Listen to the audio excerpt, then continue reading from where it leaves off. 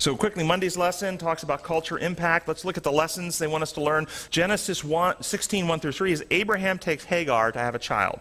And what's the lesson we learn from this culture? First off, I don't think this was merely culture.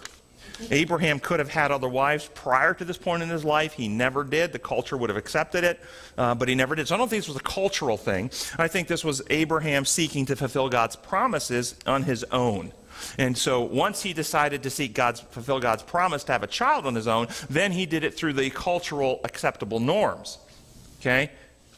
Now, if this was Abraham living in our culture today, he wouldn't have taken the handmaiden, the maid that cleans their house. He wouldn't have done that. What he would have done today, with the same motive, he's either found a surrogate woman to impregnate and carry the child for the two of them, which we do today in our society, and everybody thinks that's okay, and he would have done that. Or he would have divorced Sarah and got a different wife. That's how our culture would do that. So the lesson, you can't fulfill God's plan by doing it our way.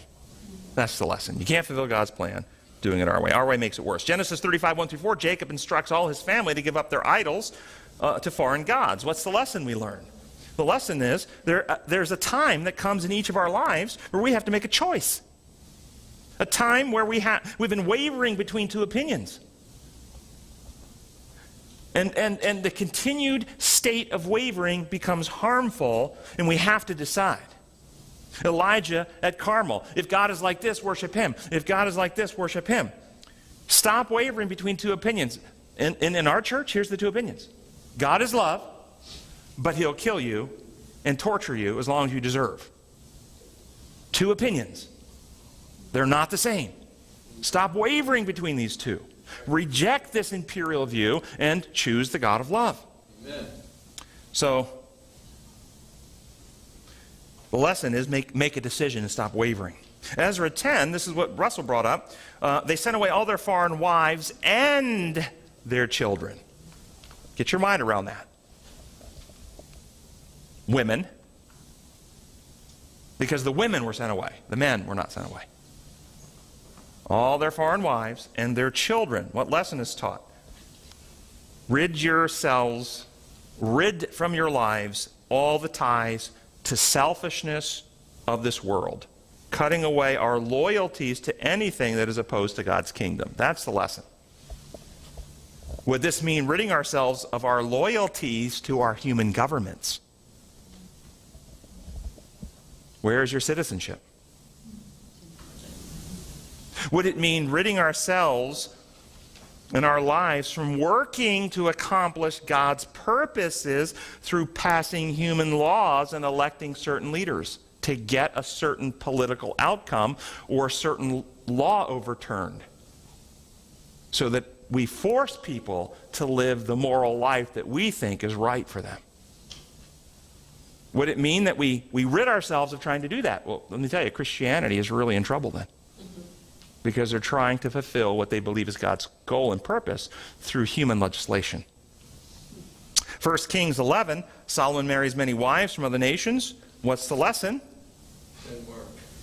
And by the way, I pointed out a couple lessons ago, and some people felt uncomfortable, that we don't find condemnation in Scripture for Solomon having all these wives. We find condemnation for him going after other gods. That wasn't to suggest that God wanted him to have all these wives. We don't find condemnation about Rahab lying. You also don't find commendation. Well lied, Rahab. You don't find commendation for all these wives either. But God used his decisions, I think, as an object lesson that I pointed out a few lessons back, even though it wasn't his plan for him to do it. It wasn't his design, didn't want him to do it. He did it, and God used it, I think, to teach a very beautiful object lesson. That's why he had him write the Song of Solomon. And we talked about it earlier. So the lesson here, though, Solomon...